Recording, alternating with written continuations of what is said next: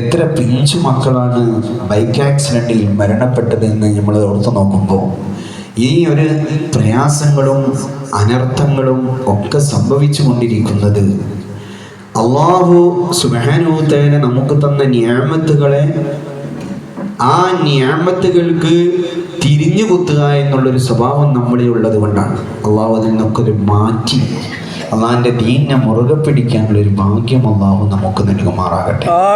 അതില്ലാത്ത കാലത്തോളം ഈ ആക്സിഡൻ്റ് ആയാലും പകർച്ചവ്യാധി രോഗങ്ങളായാലും ഇപ്പോൾ പണ്ട് കാലത്തൊക്കെ ഒരു ക്യാൻസർ രോഗം എന്ന് കേൾക്കുമ്പോൾ നമുക്ക് ഭയമുണ്ടായിരുന്നു. എന്നാൽ ഇന്ന് ഓരോ വീടുകളിലും ഒരു ക്യാൻസർ രോഗി എന്ന രീതിയിലേക്ക് മാറിക്കൊണ്ടിരിക്കുകയാണ്. അള്ളാഹു കാത്തിരക്ഷിക്കുമാറാകട്ടെ.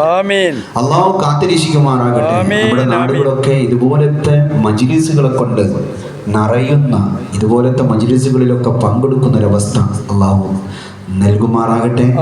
എൻ്റെയൊക്കെ ചെറുപ്രായത്തിൽ എത്രയോ കുട്ടികൾ മജ്‌ലിസിലുണ്ടാകുമായിരുന്നു. ഇന്ന് നമ്മുടെ മക്കളായാലും മക്കളെ മക്കളായാലും മൊബൈൽ ഫോണിന് അടിമപ്പെട്ടുകൊണ്ട് മജ്‌ലിസിൽ കുട്ടികളുണ്ടെങ്കിൽ ഓരോ കയ്യിൽ ഫോണുമായിട്ട് ഓല് കളിക്കുക. ഓൽക്ക് ഇവിടെ നടക്കുന്ന ദുആവോ അല്ലെങ്കിൽ ഇങ്ങനത്തെ ഒരു മജ്‌ലിസോ അല്ലെങ്കിൽ ഇങ്ങനത്തെ ഒരു പരിപാടി അവർക്ക് ചിന്തയില്ല.